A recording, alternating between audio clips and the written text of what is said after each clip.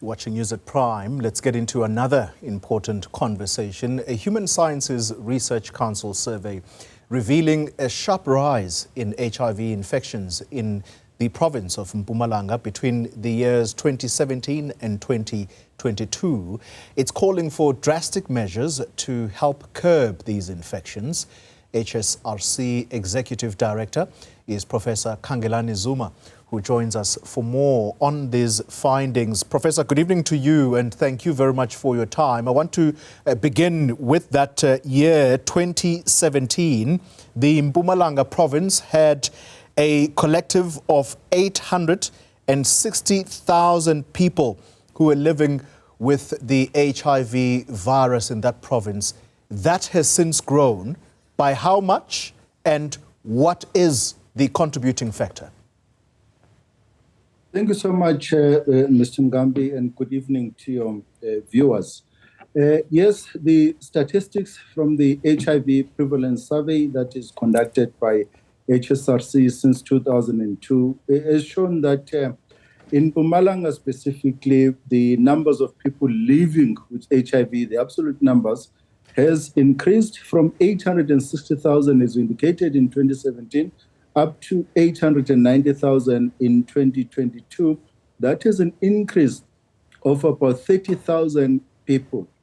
Now, we need to understand this in the context of people being on treatment and living longer with HIV, in that the numbers of people living with HIV is that people now live longer with HIV being on ARVs. That's good news on one side. However, there are still new infections of HIV that we see, especially in the areas or in the ages as we have a stabilizing epidemic. We see that among people in 2017, the peak of HIV was at 39% between 35 and 39 years of age. Now that has moved to 40.8% among those that are 45 to 49, indicating that people do live longer with HIV, but at the same time, there are still new infections among older people and also among younger people. We're going to get to grips with why that is among the older groups. What you've observed in this survey, though, is something of a positive news, because you are saying in 2022, fewer young people were infected with HIV in Mpumalanga, and these are people aged between 15 and 19 years of age. And this number has decreased to 6.3% in 2022, whereas it previously stood at 8.6%. Am I correct in describing this as a glimmer of hope?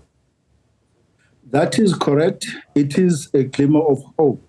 However, if you look back now, those people few years back, those young ones, 15 to 19 years, few years back, they were most likely HIV negative.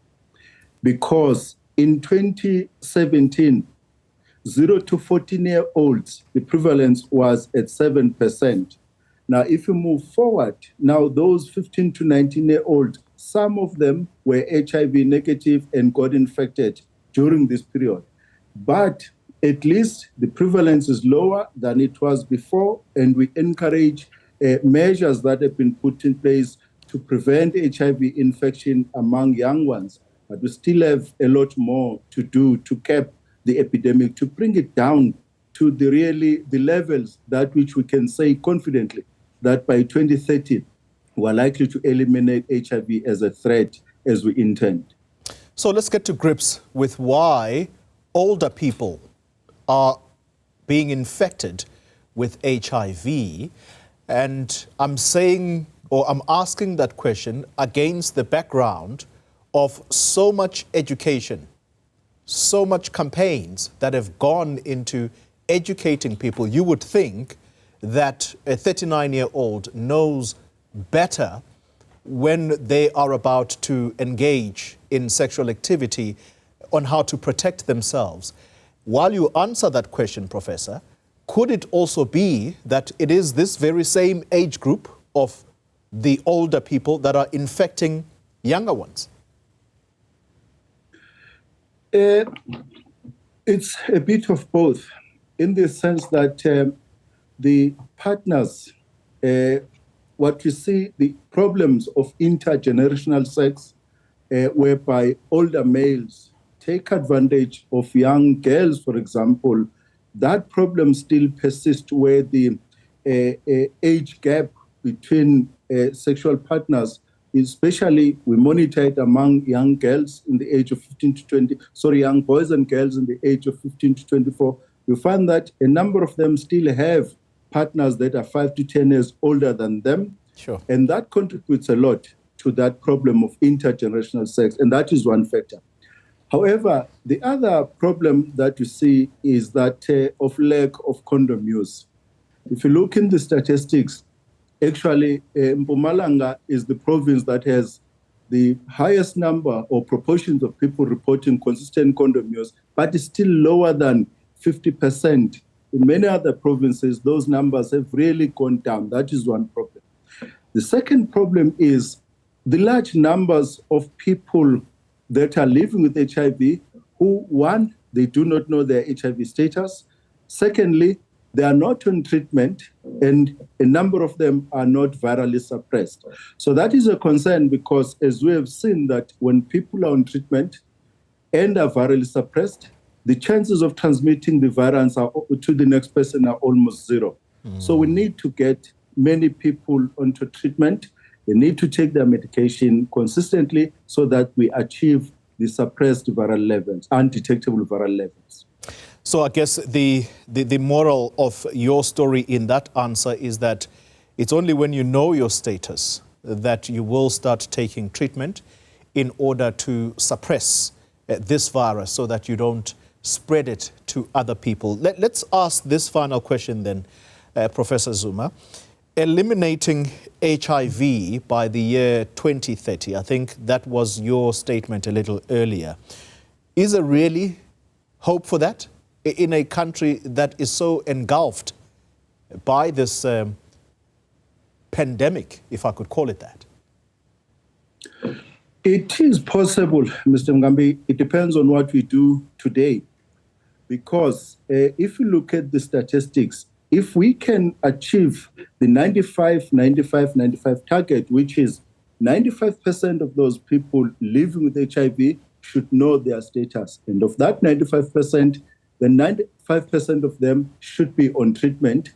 And 95% of those on treatment and know their HIV status should be virally suppressed.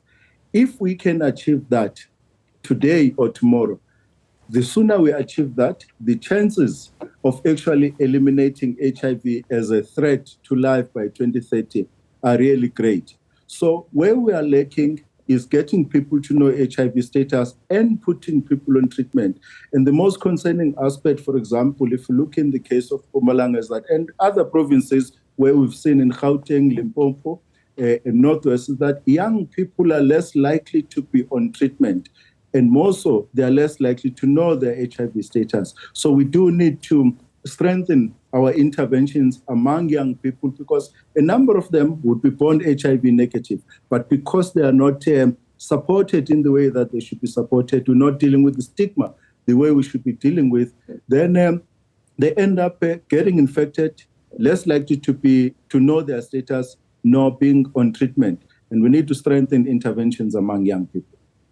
So, Prof, knowing your status is one thing. I know I said it was my last question. Perhaps this is the, as I love to call it, it's that final one. No problem. Talk to us about those who know their status. I think that's one thing. Do we still have I'm not going to call it a practice, but do we still have people who knowingly infect other people simply because they've discovered that they are now infected with this virus and they are on some kind of revenge in order to also infect as many other people as they can. Do we have that kind of thing, you think?